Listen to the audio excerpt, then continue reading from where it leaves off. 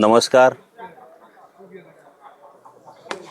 आपण आपल्या पत्रकार परिषदेच्या माध्यमातून खरं तर काल तांबे बारव या जिल्हा परिषद गटामध्ये माजी जिल्हा परिषद सदस्य देवराम सखाराम लांडे राहणार केवाडी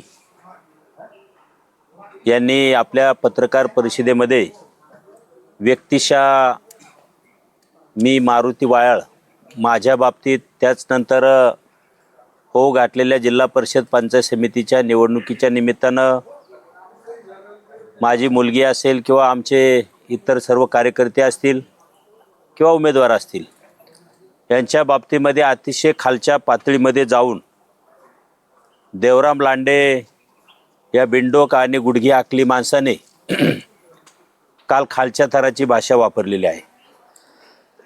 आपल्या सगळ्यांना माहिती आहे की देवराम लांडे आणि मारुती वाळ हा संघर्ष गेल्या अनेक वर्षापासून आहे. अनेक वेळा देवराम लांडेंनी केलेले आरोप प्रत्यारोप हे फोल ठरलेले आहेत, बिनबुडाचे आरोप ठरलेले आहेत. या बाबतीमध्ये जेव्हा जेव्हा देवराम लांडे यांनी मीडियाच्या माध्यमातून असेल, सोशल मीडियाच्या माध्यमातून असेल, जे काय माझ्यावरती आत्तापर्यंत आरोप केलेले आहेत त्याचं जुन्नर पोलीस स्टेशनमध्ये सर्व रेकॉर्ड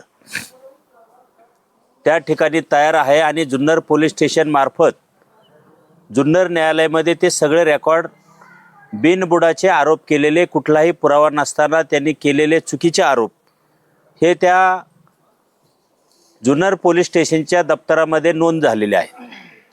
आणि त्या पद्धतीनं देवराम लांडे यांच्यावरती मी रितसर जुन्नर न्यायालयामध्ये कायदेशीर गुन्हा दाखल केलेला आहे. राहिला विषय कालच्या पत्रकार परिषदेमध्ये त्यांनी माझ्यावरती 3 कोटी रुपये मारुती वायाळ यांना देणं आहे. मी देवराम लांडे यांना आपल्या पत्रकार परिषदेच्या माध्यमातून खुलेआम आवाहन करतो की खरोखर 3 कोटी मारुती वायाळकडे कुणाचे असतील तर त्यांनी समोर पुरावा घेऊन यावं. त्याच दिवशी मारुती वायाळची सगळी प्रॉपर्टी लिहून देतो. पण नसेल, देवराम लांडेकडे 3 कोटीचा जर पुरावा नसेल तर देवराम लांडे यांनी येऊन माझ्या पाया पडावं. परंतु असे चुकीचे आरोप करू नये. माझ्या कार्यकर्त्यांवरती ज्यांच्यावरती आरोप केले ते सगळ्यांच्या पाया पडावं. आणि सगळ्यात महत्त्वाचं, जरी तुला आमच्या पाया पडायची लाज वाटत असेल हरामखोरा, तर तू ज्या वेताळ बाबाला मानतो ना केवाडीमध्ये, त्या वेताळ बाबावरती स्मरून सांग खरंच मारुती वाळ 3 कोटी कोणाचे आहेत का. आणि राहिला विषय, माझे नातेवाईक रावते नावाचे इसम त्यांनी उल्लेख केला.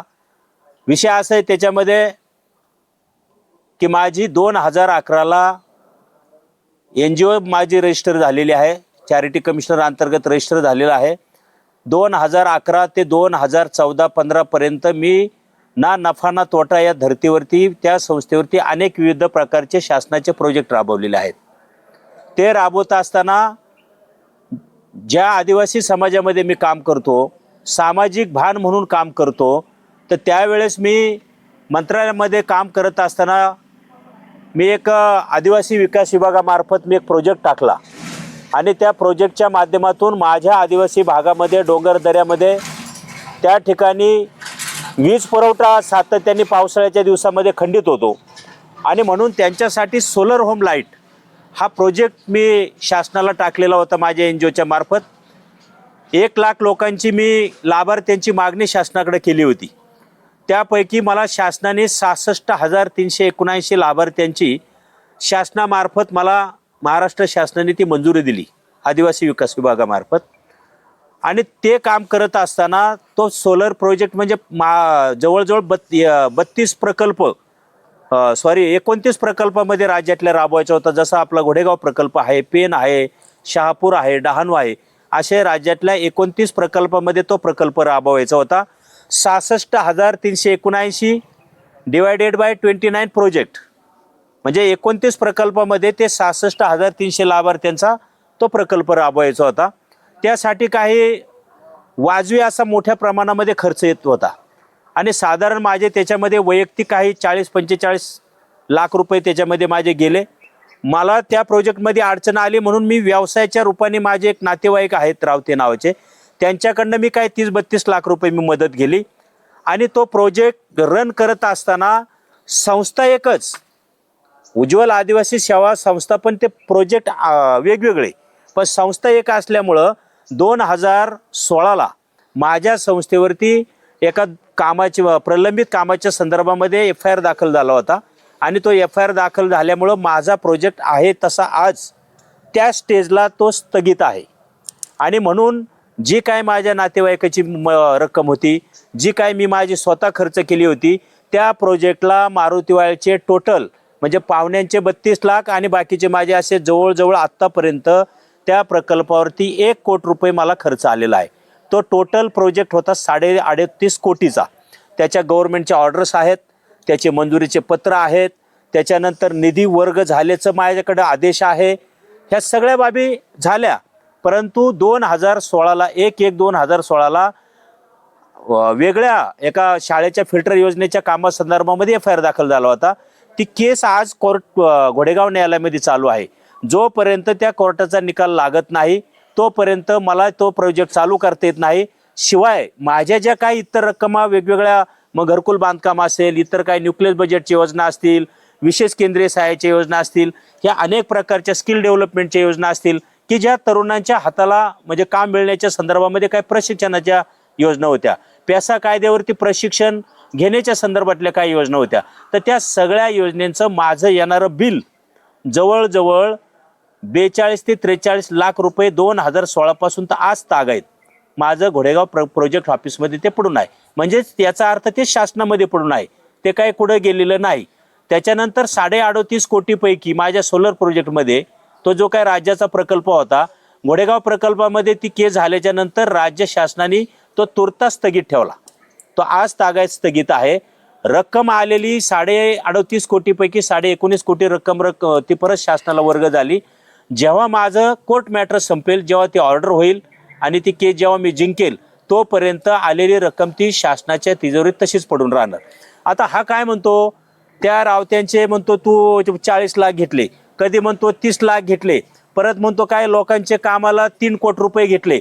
त्या 3 कोटीचा उल्लेख देवराम लांडेंनी जो केलाय, ते 3 कोटी कोणाचे असतील तर त्यांनी माझ्याकडे यावं, देवराम लांडेंनी पुरावा दाखवा, अन्यथा वेताळ बाबाच्या समोर त्यांनी हात ठेवून सगळ्या पत्रकारांच्या समोर सांगावं का हा 3 कोटीचा पुरावा आहे, पत्रकार मंडळी मारुतीवाळवरती मी हा आरोप करतोय, हा सिद्ध करा, असं त्यांनी दाखव. अहो, हा देवराम लांडे हातबट्टीचा धंदा काढणारा हा पंटर, हा सराईत गुन्हेगार. तुमच्या माहितीसाठी सांगतो, याची दिघीला प्रॉपर्टी, मी जिल्हा परिषदला एक कार्यकर्ता म्हणून त्याच्याबरोबर होतो. चाकणमध्ये प्रॉपर्टी, केवाडीत बांगला, जुन्नरमध्ये बांगला, याचा काय कारखाना का काय शिक्षण संस्था का ऊसाचे मळेत फार मोठमोठे. मी म्हणतो फार त्या गावामध्ये ऊस असेल त्याचा 2-3 एकर, नाही बी नाही म्हणत मी पाहिले बाबा. आजूबाजूला केवाडला जात असताना बाबा वेगवेगळ्या कार्यक्रमाला किंवा यात्रेला जात असताना, लग्नाला जात असताना ऊस पाहिलाय त्याच्या शेतात. फार 2-4 एकर, 6 एकर असेल, 10 एकर असेल. अहो, ह्या प्रॉपर्टीची किंमत आणि त्या ऊसाची आतापर्यंत 20 वर्षाची किंमत याची 4 पटीनं याची प्रॉपर्टी पुढे. बरं, हा निवडणुकीला सांगतोय की मी वर्गणी काढून आमदारकी लढलो. मग वर्गणी काढून लढला तर तू 5-5 आणि 10-10 लाखाचे नातींच्या कार्यक्रमाला कसे काय एवढे पैसा उधळला? अरे, तुझ्या बरोबर दादा मी तिथं कार्यकर्ता म्हणून होतो. जिल्हा परिषदमध्ये तू काय काय उद्योग केले. अहो मोरे सर, तुमच्या माहितीसाठी सांगतो, ज्या महिला आल्या ना, महिला आरोग्य कर्मचारी महिला, त्या बिचाऱ्यांना बदलीसाठी अँटी चेंबरमध्ये बोलवायचं. अँटी चेंबरमध्ये बोलवून त्यांना गोड गप्पा मारायचा. माझ्या समोर बुटाटानं हाणला, माझ्या समोर मारुतीवाळ पुरावा साक्षीला तिथं माझ्या समोर बुटाटानं हाणलं. पण आता सांगणार कोणला? मी आजपर्यंत कधी बोललोच नव्हतं ह्या गोष्टी, पण आता बोलायची वेळ आली. त्या बिचारीला त्रास दिला, 2-3 वेळा बदली करतो असं सांगून बुटाटानं हाणला अँटी चेंबरमध्ये. अहो, मी गप्प बसलो, बाहेर पळून आलो, करणार काय? म्हणजे अशी याची सगळी ती स्ट्रॅटेजी. आता हा चाकणला जातो, पुण्याला जाताना चाकणला तिथं भाड्याची रूम करून दिली एका महिलेला, भाड्याची. बऱ्याच दिवस गेला, आता जातच नाही तिकडं. आणि मग त्याच्यामुळं काय झालं, ती बाई बिघडली वरती. ती एकदा चौकामध्येच याचा पाठलाग करायला लागली. मागून मी जात होतो, म्हणलं काय झालं बा अध्यक्ष आता तर ते तेव्हा कळलं का यांना असा उद्योग त्यावेळेस केला होता. म्हणजे आता ह्या गोष्टी बोलायच्या का? मी वैयक्तिक जीवनावरती बोलण्याचा अर्थ नाही, परंतु मी माझी जीभ दाबून धरतो का बाबा आपला एक समाजातला माणूस आहे, आपल्याला काहीतरी सीमारेष आहे. याला हा बेअक्कल आहे, हा गुडघे, हा सांगतो ना मी तेल लावलेला पैलवान आहे. अहो एक नंबरचा नालायक माणूस, बाये म्हणून तृतीय पण त्याच्याच मागे लागते, कधी कधी पळत असलं येड्या अवलादीचं आहे. त्यामुळं माझी कळकळीची विनंती आहे पत्रकार मित्रांना का असल्या फालतू माणसाच्या बाईट घेण्याच्या ऐवजी आणि आमच्या तोंडातून काहीतरी वाईट जाण्यापेक्षा माझी कळकळीची विनंती आहे. मला फक्त ह्या मुद्द्यावरती आता बोलायचं नव्हतं, पण अनावधानाने त्यांनी तो फार खालच्या पातळीवर बोलला. तुझी मुलगी सभापती केली तर तू पंचायत समिती विकशील. अरे तुला येड्या ठेवून या जिल्हा परिषदेचा समाजानं अध्यक्ष केला, तू काय केलं बाबा? तू स्वतःची गरज भरली ना.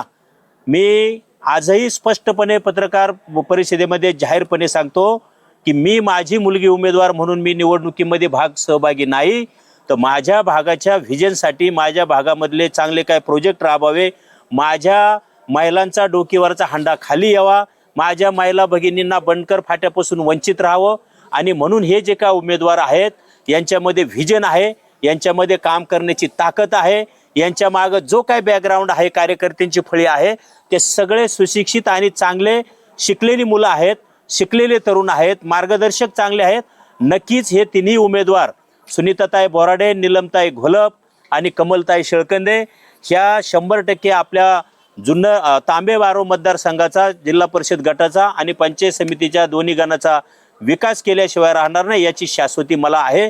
अधिकचं न बोलता मी जाता जाता पुन्हा सांगतो, मोरे सर, देवराम लांडेंनी 3 कोटी माझ्याकडे कुणाचे आहेत त्याचा पुरावा त्यांनी दाखवावा. हे किरकोळ कारकोळ वैयक्तिक काय माझं कोणाची देणं घेणं असेल वैयक्तिक ना, तो माझा वैयक्तिक विषय. मी काय माझ्या कामासाठी एखाद्या बाबा मी उद्या ह्या मित्राकडनं मी 50,000 घेतले, उद्या ह्या सरांकडनं मी 2 लाख रुपये घेतले, तो वैयक्तिक पातळीचा विषय आहे. पण मी 3 कोटी रुपये कोणाकडनं घेतले त्याचा पुरावा दाखवा, अन्यथा त्यांनी त्याची अवकात असेल तर चौकात येऊन दाखवा, न त्याची हिंमत असली तर 3 कोटीचा पुरावा दाखवा त्यांनी. एवढंच या निमित्तानं बोलतो आणि थांबतो. आपण देवराम लांडे बरोबर होतात आणि मग त्या काळात विकासाच्या दृष्टीने काय प्रयत्न केले? विकासाच्या दृष्टीने म्हणजे कडलक सर, मी तुमच्या माहितीसाठी सांगतो का, त्याच्या विरोधी पॅनेल उभा केलेला मारुतीवाडी जिल्हा परिषदला. त्यावेळेस आमचा पॅनेल अपक्ष होता, आम्ही त्यावेळेस पडलो, म्हणजे पॅनेल आमचा पडला. मी जरी स्वतः उभा नव्हतो, पण मी त्या पॅनेलचा मी प्रचार प्रमुख होतो. स्वर्गीय वल्लभशेठ बेनके साहेबांनी त्यांच्या मुलाच्या वाढदिवसाच्या कार्यक्रमाच्या निमित्तानं आम्हाला सोमतवाडी आश्रमशाळेवरती एकत्र आणलं. बेनके साहेबांनी माझ्यावरती जबाबदारी टाकली का तू शिकलेला आहे, तू याच्याबरोबर जिल्हा परिषदमध्ये कार्यकर्ता म्हणून तिथं थांब, तिथं काम कर, तुला प्रशासन पाहायला भेटल. आणि त्या निमित्तानं मी फक्त प्रशासनाच्या मला कशी प्रशासन अवगत होईल हा मी हेतू बाळगला. मी काय फार तेव्हा म्हणजे मला प्रशासनाचा दांडगा अनुभव होता आणि मी काहीतरी विकास कामं करण्याच्या दृष्टीने मी प्रयत्न करावं ही त्यावेळेस मला फार एवढी आकलन क्षमता नव्हती. परंतु त्या प्रशासनाच्या जोरावरती जेव्हा मी राज्यमंत्री आदिवासी विकास विभागाचे माजी राज्यमंत्री, मी त्यांच्याकडे PM म्हणून मी 3-3.5 वर्ष काम केलं. त्यावेळेस मी महाराष्ट्रातल्या कानाकोपऱ्यामध्ये जे काही तरुण असतील, वेगवेगळ्या आमच्या संस्था असतील, वेगवेगळ्या आमच्या संघटना आदिवासी भागातल्या असतील, त्यांना प्रामाणिकपणे काम त्यांचं मी केलेलं आहे. मी अगदी छोटे मोठे लाभ देण्यासाठी मी आदिवासी विकास विभागाच्या माध्यमातून मी प्रयत्न केलेला आहे. परंतु मी जिल्हा परिषदला असताना मी फार असं काही त्याच्या कामामध्ये मी काही वेगळा जाऊन मी त्याच्या पुढं पाऊल ठेवून मी कुठल्याही प्रकारचं काही काम केलेलं नाही. फक्त मला प्रशासन त्यावेळेस मला कळलं. आणि आज आहे ना, आज त्या जिल्हा परिषदमध्ये मारुतीवाडी कार्यकर्ता म्हणून होता, त्याच्याबरोबर त्याला जेवढी किंमत आहे तेवढी जिल्हा परिषद अध्यक्ष माजी अध्यक्ष देवराम लांडेला सुद्धा गेटवरचा शिपाई सुद्धा किंमत देत नाही. अशी अवस्था त्या ZP मध्ये आज.